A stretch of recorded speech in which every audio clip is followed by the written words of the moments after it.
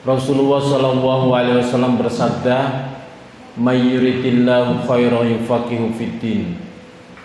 Jika Allah menghendaki hambanya menjadi orang baik, dipahamkan agamanya, disenangkan untuk mengikuti kajian-kajian ilmu, itu adalah satu indikasi tanda Allah ingin menjadikan kita orang baik.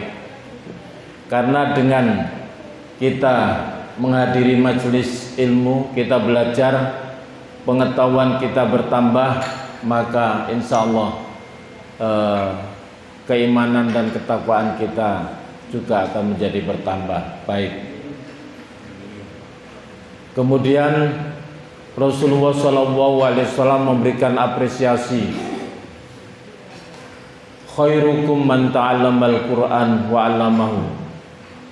Sebaik-baik kalian itu adalah yang mau mempelajari Al-Quran dan mau mengajarkannya. Mudah-mudahan kita tetap terus masih cinta terhadap Al-Quran sebagai hudan petunjuk bagi manusia, linnas, hudan lil muttaqin, petunjuk bagi orang-orang yang bertakwa. Bapak dan Ibu yang saya hormati, sekali waktu para sahabat meminta kepada Rasulullah SAW, "Ya Rasul, kalau bisa mbok kami ini diceritai, minta cerita." Para sahabat meminta cerita kepada Rasulullah SAW, maka kemudian Rasulullah SAW menurunkan surat Yusuf ayat 3, "Nahnu naqussu 'alaika ahsanal qasasi bima auha ilaika minal Qur'an wa in kunta min qablihi laminal ghafilin." Itu adalah firman Allah diturunkan ketika para sahabat minta cerita. Kami akan ceritakan kisah yang terindah, yang terbaik, ahsanul qasas, yang kami wahyukan kepadamu Muhammad, Al-Quran, yang sebelumnya kamu belum mengetahui. Jadi kisah yang terbaik yang diceritakan oleh Allah yang ada di dalam surat Yusuf. Nanti selepas ini Bapak dan Ibu kalau punya waktu, diusahakan punya waktu, dilihat surat Yusuf, surat yang ke-12. Kalau tidak bisa bahasa Arab, lihat terjemahnya, diresapi sampai akhir cerita. Insya Allah menangis kalau kita menghayati ahsanul qasas, kisah yang terbaik yang diceritakan oleh Allah adalah kisah tentang kehidupan Nabi Yusuf alaihissalam. Al-Quran ini adalah kitab petunjuk hudan. Karena itulah maka tidak hanya sekedar dibaca, tapi juga dilihat terjemahnya. Kalau belum bisa bahasa Arab, sekali waktu. Nah, ketika Allah kemudian menceritakan kisah yang terbaik, ahsanul qasas, yaitu tentang kisah kehidupan Nabi Yusuf alaihissalam. Suatu ketika Nabi Yusuf alaihissalam bermimpi. Idza qala Yusufu li abihi, ya abati inni ra'aitu ahada asara kaukaba was-samsa wal qamar ra'aituhum li sajidin. Ayahanda, ayahku, saya bermimpi. Saya bermimpi yaitu melihat 11 bintang. Ahada asaro kaukaba, 11 bintang. Wasamsa, dan matahari. Wal qamar, dan bulan. Ra'aituhum li sajidin. Semua kok bersujud kepadaku. Ini mimpi, ya. Nah, yang diceritai itu adalah ayahnya. Ayahnya Yusuf itu adalah Yakub alaihi salam, juga seorang nabi. Yakub ini adalah anaknya Iska alaihi salam, seorang nabi. Iska ini adalah anaknya Ibrahim alaihi salam, seorang nabi Khalilullah, kekasih Allah. Jadi Nabi Ibrahim itu anaknya nabi, cucunya nabi, cicitnya nabi. Subhanallah. Senantiasa Nabi Ibrahim mendoakan, wa min dzurriyyati, ya Allah, keturunanku mudah-mudahan menjadi anak yang soleh. Akhirnya keturunan menjadi anak yang soleh. Nah, cerita kepada ayahnya Yakub. Apa jawabannya Yakub? Ya bunayya la taqsus ru'yaka ala ikhwatika fayakitu laka kaita. Inna syaitana lil insani aduwwum mubin. Ya bunayya, wahai anakku, la taqsus ru'yaka ala ikhwatika. Ojo critakno mimpimu iki kepada saudara-saudaramu. Nanti jangan-jangan akan menjadi fitnah, akan merekayasa. Sesungguhnya setan itu bagi manusia adalah musuh yang sebenarnya. Fayakitulaka kaita, jadi akan berbuat yang tidak baik. Jadi pesannya ayahnya ini adalah seorang rasul, tahu bahwa ini bukan sembarang mimpi nih. Ini adalah tanda yang nantinya akan menjadi orang besar. Karena kebetulan saudaranya Yusuf itu 12, anaknya Iska itu Yakub itu 12. Yakub itu disebut juga Israel, sehingga anaknya Yakub itu adalah Bani Israel. Bani itu anak-anak, Israel itu Yakub. Jadi Bani Israel anaknya Yakub itu 12. Tapi yang dua lain ibu, yaitu Yusuf dan Benyamin. Itu lain ibu sama bapak. Maka 11 saudaranya Yusuf kok nantinya di dalam mimpinya akan bersujud. Kemudian matahari dan bulan, yang matahari melambangkan adalah seorang ibu dan bulan seorang ayah. Tidak boleh, ya. Jadi la taqsus ru'yaka ala ikhwatika fayakitu laka kaita. Inna syaitana lil insani aduwwum mubin. Ya. Jangan kamu ceritakan. Nanti kalau kamu ceritakan, jangan-jangan nanti saudaramu akan mencelaikanmu. Maka apa yang terjadi?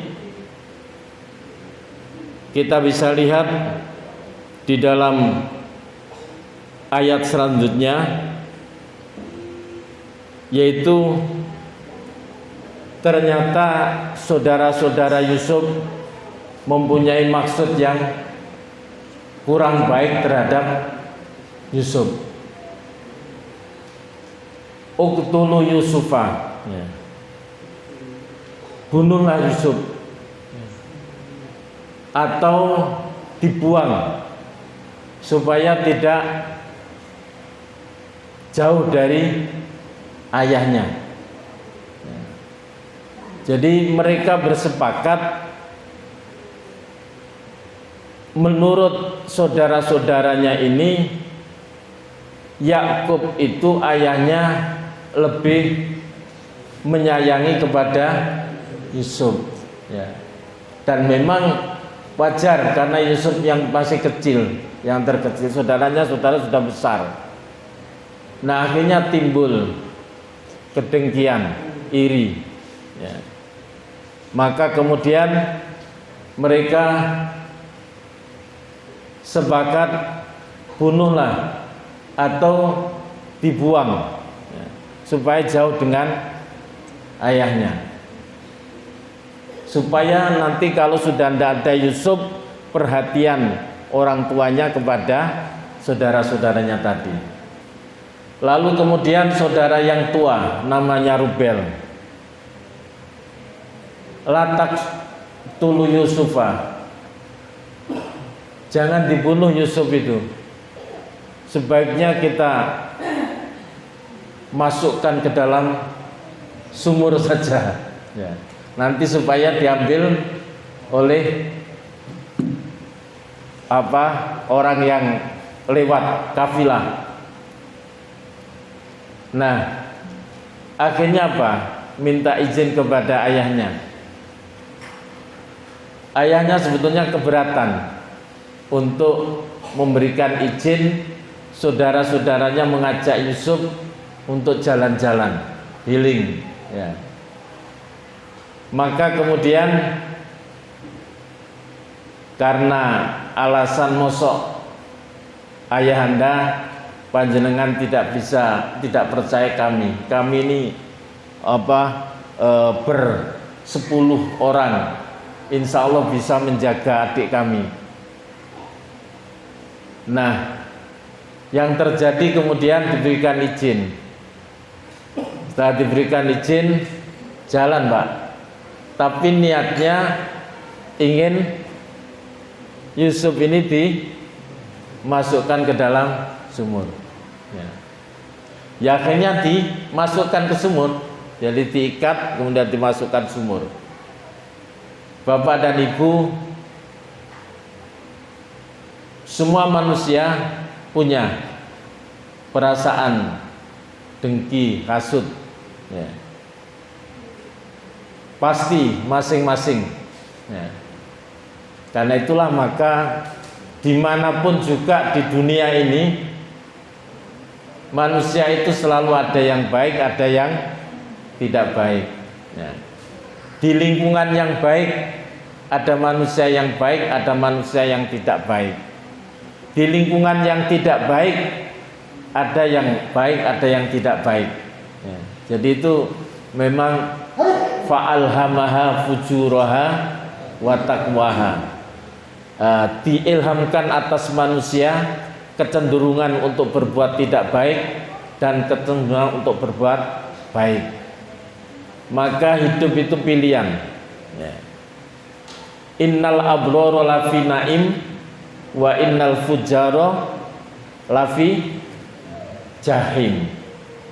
Sesungguhnya orang yang berbuat baik maka akan diberikan naim, tempat yang penuh dengan kenikmatan. Wa innal fujjara lafi jahim. Sedangkan orang-orang yang berbuat fujar, kejahatan, lafi jahim, benar-benar akan ditempatkan neraka jahim. Panjenengan kula semua punya pilihan.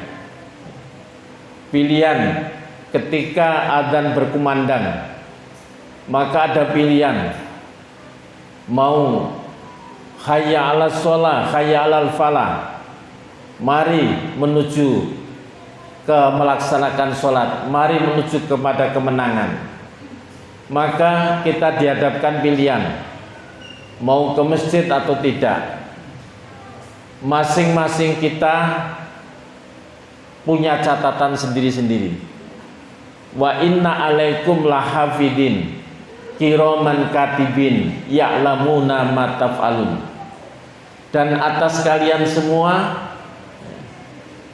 ada penjaga, malaikat yang mulia yang senantiasa mencatat. Di sini ada CCTV Pak Yai? Tidak ada ya? Ya, banyak masjid-masjid ada. Di Masjid Darussalam banyak CCTV.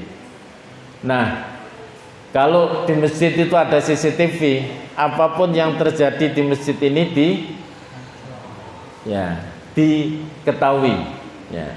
Nanti bisa diputar, umpamanya ada yang kehilangan, bisa dilihat. Oh ya, jam sekian. Jadi itu kalau masjid ada CCTV-nya berarti masjid ini di dalam pengawasan 24 jam.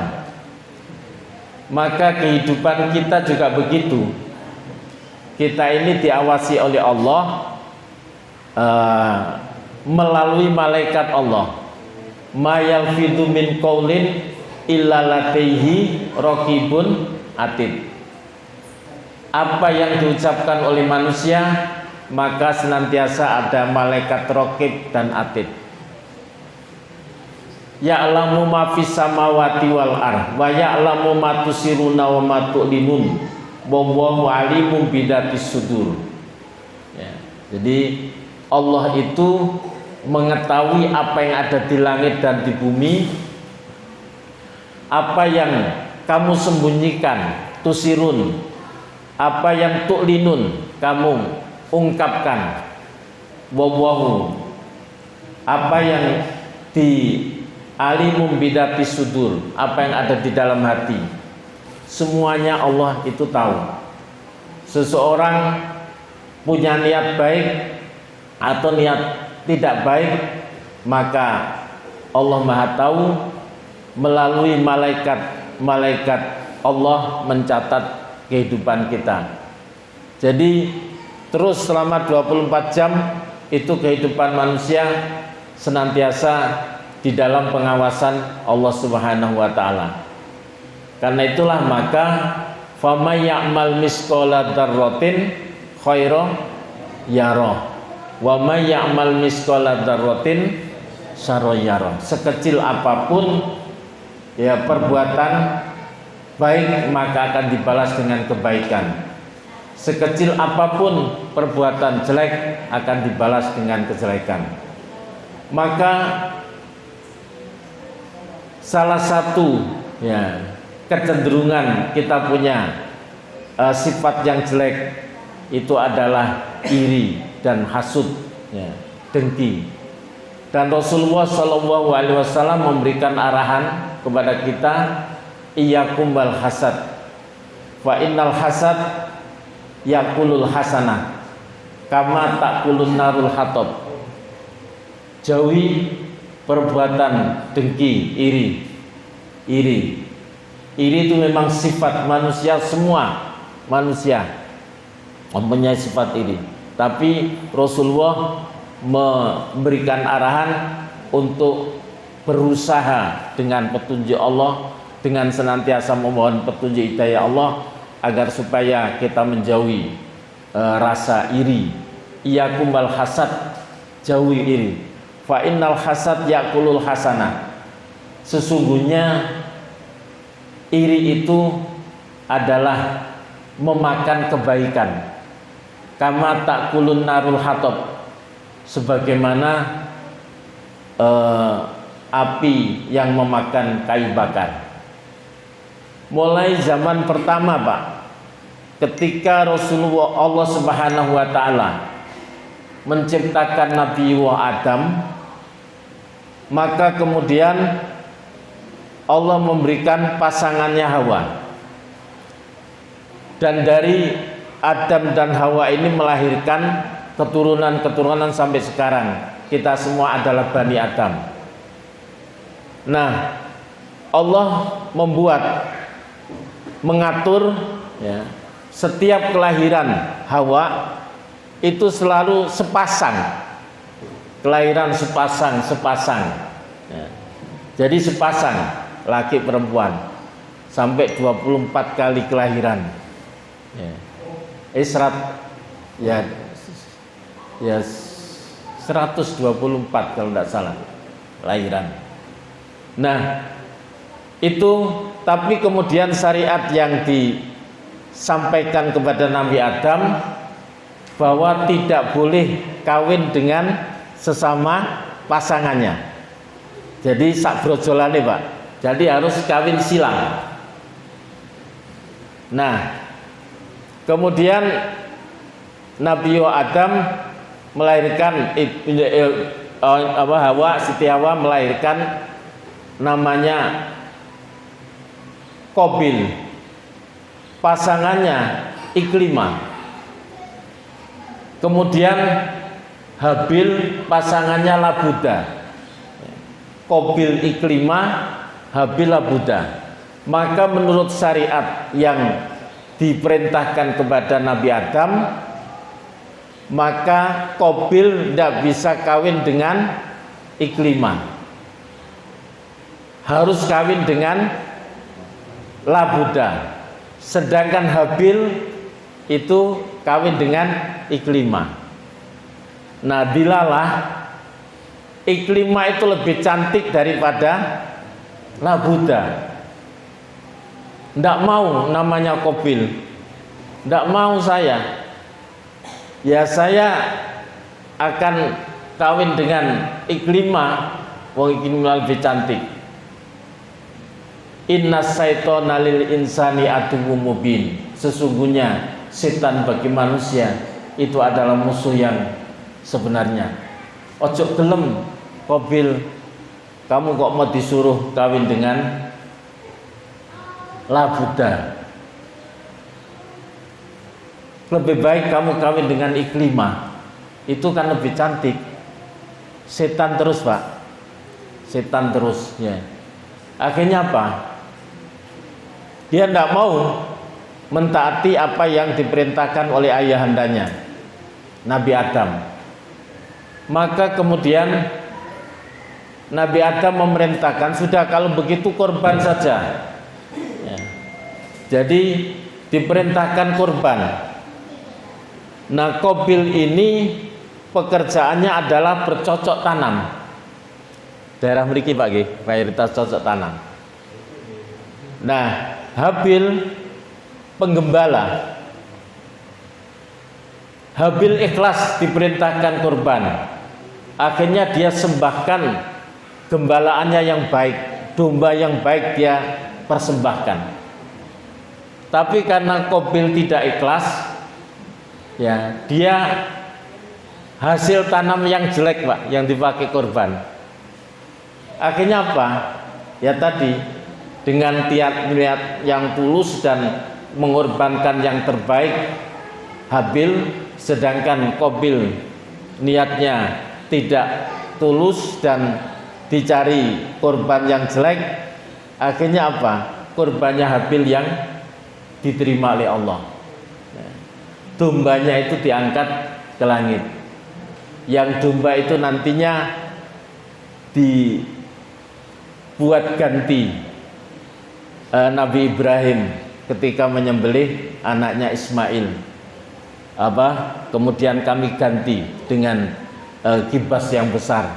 Itu adalah kibasnya dulu, korbannya Habil. Nah, timbul dendam, iri ya. Iri di hati Qabil. Wah, ini tidak benar ini. Bapakmu tidak benar Qabil. Caranya begini. Kalau caranya begini, bunuh saja Habil. Setan, Pak ya. Inna syaitona lil insani aduwwum mubin. Sesungguhnya setan itu bagi manusia adalah musuh yang nyata ya. Maka itu Islam mengajarkan bagaimana supaya kita bisa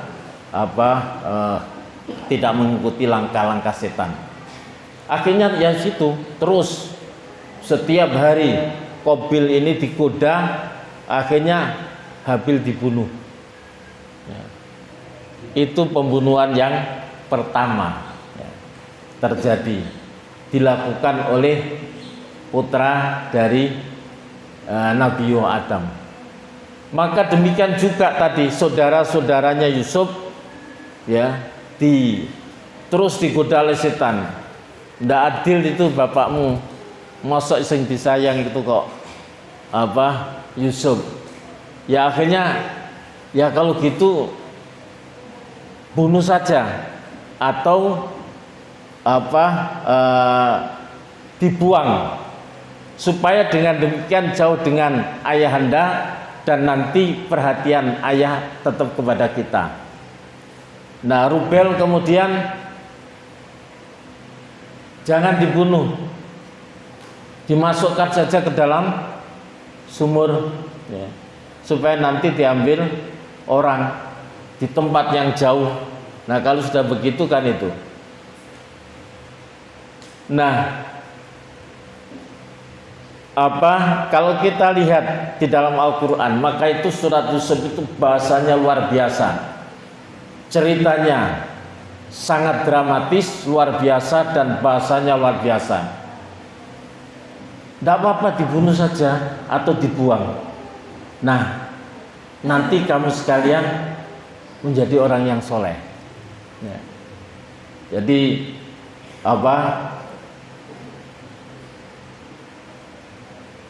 itu setan begitu Pak ya.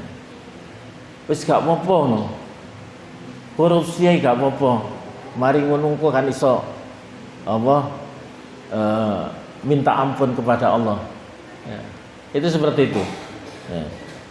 Jadi setan menggoda, sudah dilakukan saja perbuatan ini, toh nanti kita bisa memperbaiki diri menjadi orang yang soleh ya.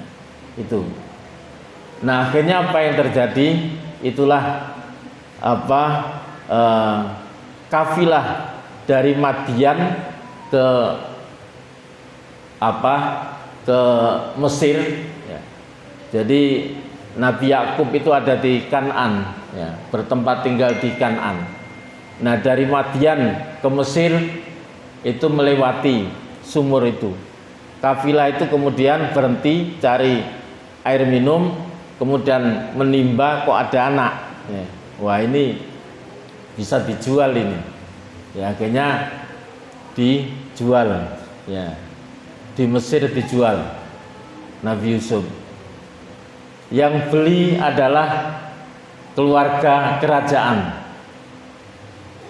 Kitfir namanya, yaitu Al-Aziz atau bendahara atau perdana menteri, orang kedua ya, pembantu raja ya, namanya Kitfir ya.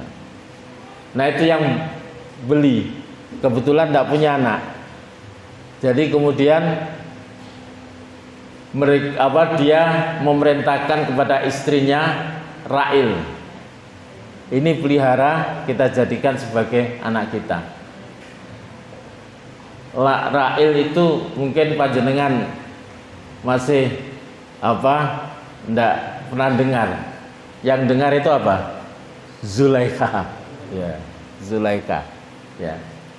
Kalau pernikahan biasanya doanya ya, gimana doanya? Yaitu selalu disebut Yusuf dan Zulaikha. Nah, sudah berada di kerajaan ya. Jadi di situ ya, kalau sekarang pembantu lah, dibantukan di situ ya. Nah, kemudian karena Yusuf itu orang yang tampan sekali ya, maka lama-lama istrinya Kitfir tertarik pada Yusuf ya. Akhirnya ya, mungkin Pak Jenazah sudah melihat Yusuf digoda dan diajak untuk melakukan perbuatan yang tidak senonoh. Yusuf sebagai hamba Allah sebagai seorang nabi dan rasul tentunya dibekali dengan keimanan yang kuat sehingga dia tidak mau, dan akhirnya ketika lari bajunya ditarik dari belakang. Suaminya Kitfir melihat, maka kemudian ada saksi dari keluarga ya. Kalau bajunya itu dari depan yang koyak, maka Yusuf yang salah. Tapi kalau dari belakang berarti Zulaikha yang salah. Karena kalau yang dari depan berarti kan yang Yusuf yang ingin melakukan. Tapi kalau dari belakang berarti Ra'il itu tadi, Zulaikha. Akhirnya apa? Akhirnya suaminya tahu bahwa yang bersalah itu adalah istrinya. Ditutup, Pak, karena ini adalah pejabat tinggi. Tapi namanya gosip itu ya mesti sak ditutup-tutupnya ya. Kalau sekarang entertainment, akhirnya di kalangan kerajaan, elit-elit pejabat itu rasan-rasan itu loh, istrinya Aziz ya, kok menyenangi kepada pembantunya. Tidak terima, istrinya tidak terima, akhirnya dipanggil ya, istri-istri pejabat dipanggil, dikasih makan semua enak ya. Nah ketika makan itu kemudian dikasih pisau, Pak, pisau, kemudian dikasih buah limon ya. Ketika dikasih pisau dan buah limon oleh Zulaikha, Yusuf dipanggil. Begitu melihat Yusuf, Masya Allah, ini bukan manusia, ini adalah malaikat ya. Ini malaikat. Akhirnya yang diiris itu bukan limonnya tapi ya jarinya. Ini bukan malaikat, bukan manusia, ini malaikat ini. Saking takjubnya ya, karena konon kegantengan Yusuf itu luar biasa. Rasulullah pernah di dalam Isra Mi'raj di langit yang ketiga bertemu dengan Yusuf. Nah, kemudian oleh Zulaikha, kamu yang baru melihat saja sudah seperti ini, saya setiap hari ya. Nah, apa yang dilakukan oleh Yusuf ini yang perlu kita tadi teladani. Tadi kalau tadi jiwa rasa perasaan itu iri dan dengki itu adalah perasaan yang kita jauhi. Maka Yusuf berdoa, Bu, ya Allah, penjara lebih baik bagiku daripada saya harus terjerumus dalam perbuatan yang seperti ini. Doanya dikabulkan oleh Allah. Akhirnya apa? Oleh Aziz ya tadi, suaminya Zulaikha dipenjara tanpa melihat salah tidaknya. Jadi kalau sekarang kemudian ada orang yang tidak salah dipenjara, itu dulu juga pernah situ. Jadi Yusuf dipenjara tanpa kesalahan ya. Jadi kalau Aziz itu memenjarakan Yusuf karena apa? Karena terpengaruh oleh keinginan istrinya untuk memenjarakan Yusuf. Tapi Allah mengabulkan doa Yusuf, itu adalah permohonan Yusuf sendiri untuk bisa dipenjara agar supaya selamat dari godaan. Nah, Rasulullah mengingatkan, Bu, sab'atun yudhilluhu yauman la dhilla illa dhilluh. Ya. Ada 7 golongan yang nanti di hari kiamat akan mendapatkan perlindungan di saat tidak ada perlindungan. Jadi ada 7 golongan. Golongan yang pertama adalah imamun adil.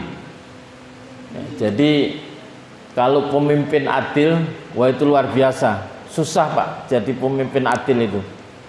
Banyak kepentingan-kepentingan yang datang. Entah itu kepentingan keluarga, kepentingan lingkungan, kenalannya, kepentingan pendukungnya, kepentingan kelompoknya. Maka untuk menjadi pemimpin yang adil ini luar biasa. Dan kalau seorang pemimpin adil, maka yang teratas sab'atun yudhilluhu yauman la dhilla illa dhilluh. Ada 7 golongan yang nanti mendapatkan perlindungan di saat tidak ada perlindungan kecuali perlindungan Allah. Dan yang paling atas adalah yaitu imamun adil. Tidak mudah Bu, datang keluarganya, datang teman-temannya, teman kecilnya, teman sekolahnya, datang pendukungnya, datang tim sesnya, kelompoknya, semuanya minta privilege, minta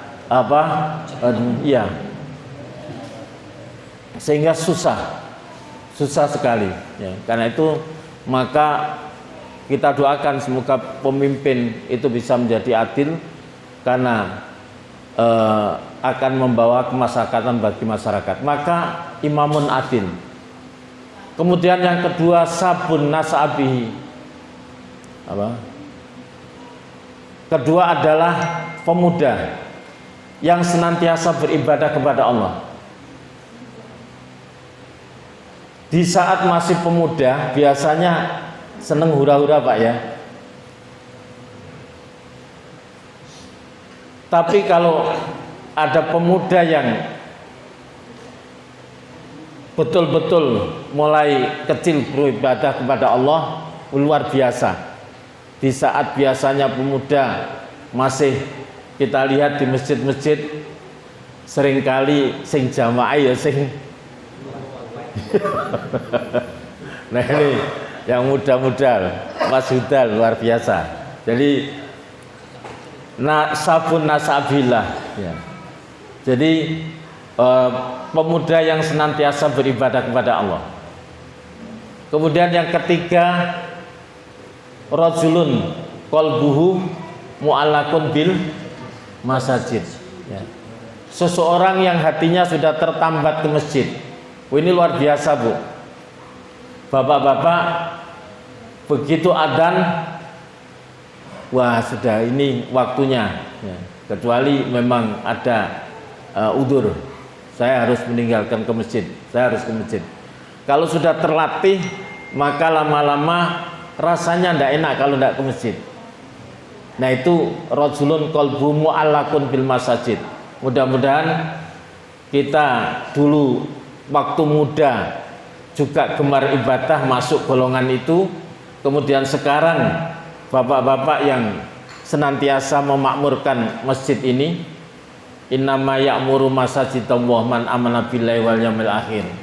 Yang memakmurkan masjid itu adalah yang beriman kepada Allah dan kepada hari akhir, mendirikan sholat, menunaikan zakat. Tidak mungkin Pak kita minta masjid ini dimakmurkan oleh orang lain. Yang memakmurkan adalah kita.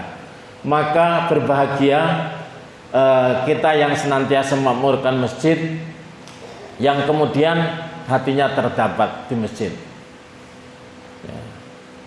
Nah, kemudian rajulun da'athu imra'atin dati mansibin wa jamalin faqala inni akhafu wa rabbal alamin. Nah ini seseorang da'athu imra'atin, diajak untuk melakukan perbuatan yang asusila, datu rajulun ta'adu imratin datu mansibin wa jamalin. Yang ngajak ini tidak sembarangan, Pak, yaitu wanita yang cantik, yang punya pengaruh kuat, ya. Tetapi kemudian ini akhafu wa rabbul alamin, rabbal alamin, saya takut kepada Allah, ya. Jadi ini luar biasa. Yang namanya Zulaikha itu kecantikannya luar biasa, ya, luar biasa. Sehingga doanya alif baina qulubina kama alafta baina Yusuf wa Zulaikha. Alif qulubana kama alafta baina Adam wa Hawa. Itu kan doa pernikahan, Pak, ya. Ya Allah, satukanlah, ya, alif baina qulubina, hati kami, sebagaimana engkau mensatukan hati Adam dan Hawa. Alif baina qulubina kama alafta baina Rasulullah sallallahu alaihi wasallam wa Siti Khadijah. Rasulullah dengan Khadijah. Alif baina qulubina kama alafta baina Fatimah wa Ali bin Abi Thalib. Alif baina qulubina kama alafta baina, ya, Yusuf wa Zulaikha. Sebagaimana satukan. Indah sekali bahasanya di dalam Al-Qur'an. Walaqad hammat bihi wa hamma biha laula an ra'a burhana rabbi. Wah, itu bahasanya luar biasa. Kalau tidak karena hidayah Allah, kalau tidak karena petunjuk Allah, maka sebetulnya keduanya saling menyerang. Walaqad hammat biha wa hamma bihi laula an ra'a burhana rabbi, ya. Di dalam tafsir itu ra'a burhan itu ditampakkan ayahandanya, yaitu Yakub yang memukul dadanya, sehingga keinginan itu kemudian hilang. Tapi juga di dalam tafsir, baik itu tafsir Jalalain atau tafsir Ibnu Katsir, ditampakkan kalimat la taqrabuz zina innahu kana fahisatan wa sa'a sabila. Jangan mendekati perbuatan zina. Kemudian juga ada pendapat yang itu ditampakkan wa inna alaikum lahafidin kiraman katibin ya'lamuna ma tafalun. Kamu itu di dalam pengawasan Allah. Tapi bahasanya luar biasa, sehingga ini kalau diceritakan panjang kehidupan di penjara juga, ya. Jadi ketika Yusuf berada di penjara bersama masuk 2 orang, Pak. Itu karyawan kerajaan yang karena membuat kesalahan dimasukkan penjara. Nah, kemudian bermimpi dua-duanya. Yang satu memeras anggur, yang satu di kepalanya itu ada roti yang dimakan burung. Maka Yusuf ini diberikan oleh Allah kemampuan untuk bisa mentakwil mimpi. Diberitahu yang memeras burung anggur, kamu nanti akan diangkat lagi sebagai itu. Sedangkan yang di kepalanya ada roti yang dimakan itu nanti itu akan dibunuh, disalib dan dibunuh. Nah, kemudian ketika itu dibebaskan yang satu, ini sudah pesen, nanti tolong disampaikan kepada raja. Rajanya bernama Rayyan Ibnul Walid, ya, rajanya. Tapi lupa, sehingga Nabi Yusuf bertahun-tahun di penjara, ya. Itu luar biasa ketabahannya, sampai akhirnya sing ngipi rojo, Pak. Rojo Rayyan ini ngipi. Dia mimpi kok ada 7 sapi betina yang gemuk-gemuk dimakan sapi betina yang kurus. Ada 7 tangkai yang hijau dan tujuh tangkai yang kering. Semua ahli nujum, tidak ada yang bisa menafsirkan itu. Lo lagi eling, sing mau sing dibebaskan eling lu. Aku kan duwe konco di sini penjara. Ono sing pinter. Ketika orang-orang sudah bebasnya, saya raja punya teman, gimana di penjara? Nah, kalau gitu saya tak sampaikan. Oh ini maksudnya itu nanti 7 tahun itu masa subur. Kerajaan ini akan mengalami masa yang subur. Tapi itu makmur. Semua tumbuh-tumbuhan bisa tumbuh apa saja. Tapi setelah itu paceklik 7 tahun. Nah, datang kepada raja disampaikan, raja ini takmirnya begini. Coba panggil itu siapa yang bisa memberikan takwil itu. Dipanggil Yusuf, tidak mau Pak, tidak mau saya dipanggil. Saya harus bersih dulu bahwa betul-betul saya tidak salah. Nah, karena ini di penjara bertahun-tahun tidak ada, ya tidak merasa salah sama sekali. Jadi Nabi Yusuf ingin membersihkan dirinya. Ya, akhirnya apa? Oleh rojo, semua istri pembesar yang tadi sing gini Pak, saya kira itu dipanggil, termasuk istrinya Kitfir, ya, Ra'il itu atau Zulaikha dipanggil. Mereka cerita, ya, Yusuf itu sodik, orang yang baik benar, ya. Dia sebetulnya juga orang baik dan gini-gini. Nah, Zulaikha membuat pengakuan di hadapan raja. Sebetulnya saya yang salah, saya yang menggoda. Pengakuannya Zulaikha ini supaya betul-betul didengar oleh suaminya, saya tidak berbuat serong, saya tidak sampai berbuat serong, saya hanya tergoda menggoda saja. Nah, kemudian setelah itu disinilah jadi manusia itu sangat terbatas di dalam menafsirkan nas-nas ilahi. Al-Quran itu sangat terbatas sehingga kadang-kadang ada ayat yang penafsirannya itu berbeda antara satu mufassir dengan mufassir yang lain. Di situ senangnya kalau kita mempelajari Al-Quran, ya. Jadi Yusuf ingin membersihkan dirinya, ya, kepada Kitfir. Saya tidak berkhianat. Saya sudah dipelihara dengan baik oleh Kitfir, keluarganya Aziz itu tadi. Maka saya tidak berkhianat. Karena itu ingin membersihkan dirinya. Nah, karena itu kemudian setelah clear bahwa itu tidak berkhianat, ada pengakuan sendiri dari Zulaikha bahwa dia itu adalah yang merekayasa dan tidak Yusuf sama sekali. Akhirnya dibersihkan, dipulihkan, ya. Baru kemudian mau datang menjelaskan kepada raja, begini raja, 7 tahun ini semua lahan yang kosong tanam, ya. Semua rakyat dikerahkan untuk nanam. Kemudian nanti hasilnya disimpan di gudang, ya. Nah, masih ada itu nih Pak, ya,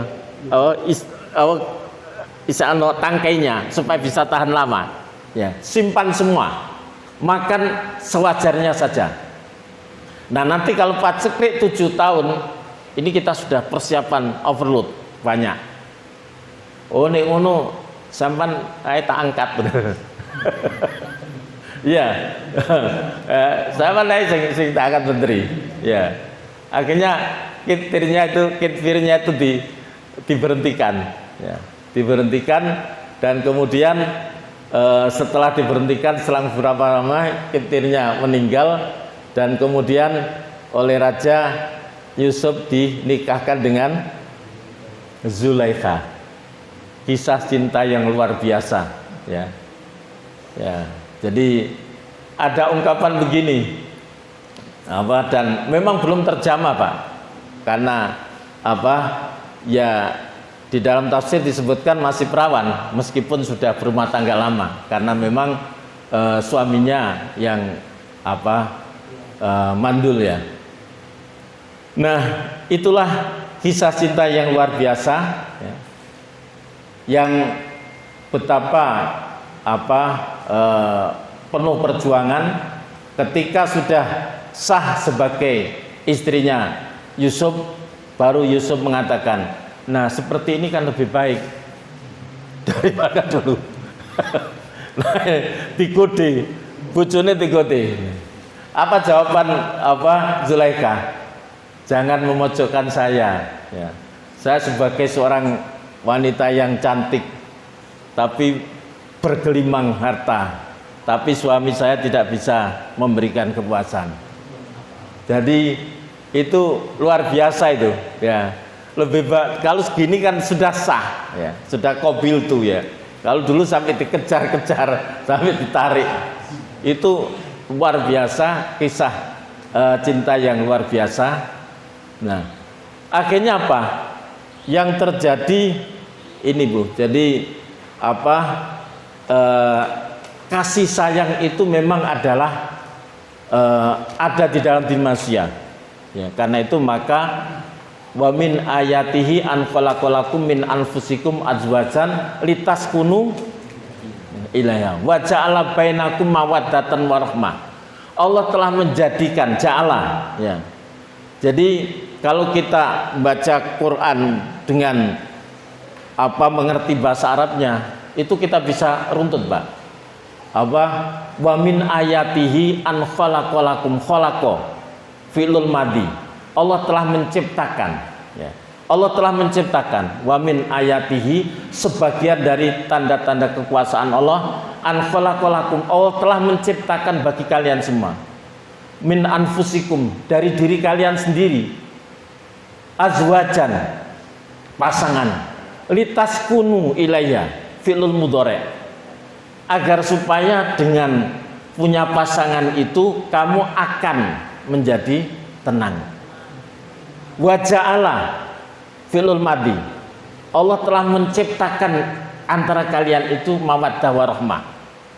Coba bayangkan Pak, kalau rasa cinta ini sudah tidak sudah diciptakan oleh Allah.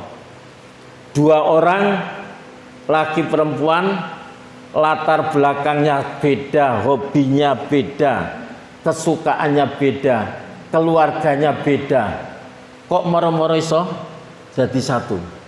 Kalau tidak sudah diciptakan oleh Allah rasa cinta itu sudah diciptakan. Wa ja'ala, karena itu ja'ala telah menjadikan ja'ala bainakum mawaddatan warahmah. Nah ini cinta itu semua dimiliki ya. Kita sudah disiapkan pasangan masing-masing, tapi harus dengan cara yang baik. Cara yang baik ya. Apa cara yang baik? Yaitu dengan melalui proses akdun nikah ya. Jadi la taqrabuz zina, janganlah kamu dekati perbuatan zina, innahu kana fahisatan wa sa'a sabila. Itu. Jadi rasa cinta ini adalah karunia Allah yang memang sudah diciptakan. Ya ayyuhan nas inna khalaqnakum min dzakarin wa unsa wa ja'alnakum syu'uban wa qabaila. Ya itu untuk saling mengenal. Nah, sudah ada Bu rasa cinta, sehingga tumbuh tadi ya rasa cinta antara tapi setelah dengan cara yang benar. Perjalanan setelah melalui masa sulit itu, maka tidak hanya orang Mesir yang bisa melewati masa sulit itu, bahkan bisa memakmurkan negeri-negeri yang sebelah-sebelahnya juga minta makan ya. Mereka itu barter datang ke Mesir ya. Karena terjadi paceklik Pak ya. Nah termasuk adalah keluarga Yakub, datang anak-anaknya, oh di sana di Mesir kok ada makanan yang bisa dibeli ya dengan barter. Maka anaknya diperintahkan untuk itu di sana ya. Datang 10 orang ini ya. Kemudian setelah di sana dibarter Pak, Yusuf tahu, oh ini saudara saya, ya. Tapi saudaranya tidak tahu. Kamu 10 orang tapi minta 11, jatahnya kan 10, tapi minta jatah 12. Ayahnya yang sudah tua sama ada saudara. Lu mana saudara satunya? Tidak, saya ikut. Kok kamu mintakan jatah? Karena masing-masing satu jatah, Pak. Karena betul-betul makanan dibatasi. Lu ada saudara saya namanya Bunyamin di sana. Lu kalau begitu nanti bawa ke sini. Ya, kalau enggak saya kasih. Sekarang saya kasih, tapi nanti. Akhirnya pulang, diperintahkan pada ayahnya untuk membawa Bunyamin. Dan dilihat barternya itu kok dikembalikan. Jadi kan barter itu beli makanan tapi dengan barter barang, dikembalikan semuanya. Akhirnya mau tidak mau Bunyamin diajak. Ya, setelah diajak kemudian diberitahu saya ini Yusuf. Ya, baru kemudian direkayasa, mungkin sudah tahu ya. Jadi punyanya Bunyamin itu dimasukkan piala itu untuk untuk ya cerok itu. Nah baru kemudian diworo-woro, ceroknya ada yang mencuri, ternyata Bunyamin ya. Nah kemudian Bunyamin tidak boleh, karena hukum pada waktu itu yang mencuri maka harus ikut yang dicuri selama 1 tahun. Dia harus ikut, tidak bisa diganti. Pulang. Itu kisah betapa Nabi Yakub sampai kesedihannya ya, karena anaknya itu tadi, sehingga matanya menjadi putih, Pak, karena kesedihan ya, kesedihan. Nah singkat cerita kemudian dibawa ke sana, Yakub masih punya keyakinan anaknya tidak mati. Kalau dipakan serigala, saudara-saudara tadi kan membunuh kambing, kemudian darahnya kambing ditaruh di bajunya. Kok bajunya tidak robek? Sejak awal Yakub ini sudah curiga, ini rekayasa. Kalau memang dimakan serigala, mestinya kan bajunya robek. Ya, tapi ini tidak. Nah, itu karena itu sudah punya keyakinan Yusuf masih ada. Nah karena itu saudara suruh cari. Ini Bunyamin juga adalah cari. Baru kemudian setelah sana masih ingat saya, Yusuf pun, ya. Di situ zaman kalau baca mas nangis. Latas ribal yaum, ya.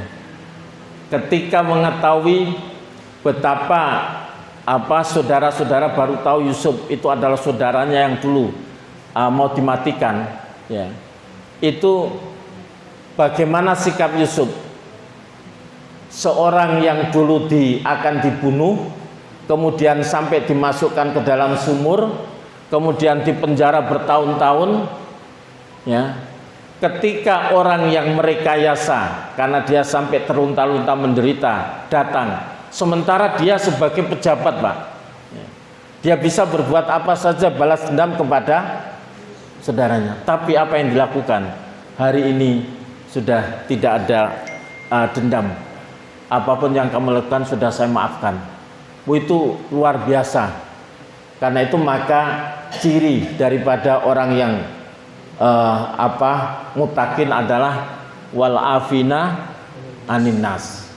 Wasari'u ila magfirati mir rabbikum wa jannatin adwa samawati wal ard uiddat lil muttaqin alladzina yunfikuna fis sarra wad dharra wal kadiminal ghaidha wal afina anin nas. Mudah memaafkan. Ini adalah pelajaran yang bisa kita ambil dari kisah Yusuf, betapa maha memaafkan. Posisinya sebagai pejabat tinggi, sementara saudara-saudaranya datang minta makan. Kemudian dia dulu, karena saudaranya ini sampai dimasukkan sumur, sampai dijual sebagai budak, kemudian sampai di penjara, masuk penjara bertahun-tahun. Tapi kemudian apa yang terjadi hari ini? Sudah tidak ada dendam, sama-sama akan. Nah setelah itu kemudian bajunya dibawa pulang ke ayahnya, ayahnya kemudian sembuh matanya, dan kemudian ayahnya diboyong dari Kan'an menuju ke Mesir. Nah, ketika itu maka kemudian semua saudara-saudaranya duduk sujud, dan ayah ibunya. Inilah takwil mimpi dulu. Ya, 11 saudaranya sujud karena syariat sujud waktu pada manusia masih boleh, Pak. Jadi sujud, sedangkan matahari itu adalah ibunya dan bulan itu adalah bapaknya. Ini takwilmu dulu. Maka kemudian luar biasa adalah sikap ayahnya, kesabaran, dan ketika ayahnya dimintai maaf tidak hanya dimaafkan, bahkan minta supaya memohonkan ampun kepada Allah, dimohonkan ampun kepada Allah. Ini luar biasa. Jadi betul-betul sebagai pelajaran kisah Yusuf dan keluarga itu, yaitu ketabahan seorang ayah terhadap anaknya, godanya sampai segitu, sampai harus anak yang tercintai dipisahkan, atau ditafsir itu dipisahkan, ada yang menyebutkan 40 tahun, ada yang 80 tahun. Kalau 80 tahun dimasukkan sumur itu usia 17, kemudian dipisahkan 80, kemudian setelah itu ditambah 23 jadi 120. Tapi ada yang 40 tahun, ada yang 80 tahun. Pisah waktu yang sangat lama, ya. Itulah pelajaran. Karena itu maka kami kisahkan kisah yang terbaik sebagai pelajaran, dan itu semua menyangkut kehidupan kita. Kalau kisah Raja Fir'aun ditenggelamkan, Fir'aun itu raja, gak semua orang jadi raja, Pak, ya. Tapi ini kisah, semua punya dendam, semua punya iri, masing-masing punya. Tapi jangan sampai dendam ini kemudian direalisasikan dalam perbuatan yang merugikan orang lain. Kemudian semua ketabahan, punya kesabaran, tapi kesabaran yang luar biasa yang dimiliki Yakub. Semua punya pintu maaf, ya. Tapi yang pintu maaf yang disampaikan oleh Yusuf itu luar biasa.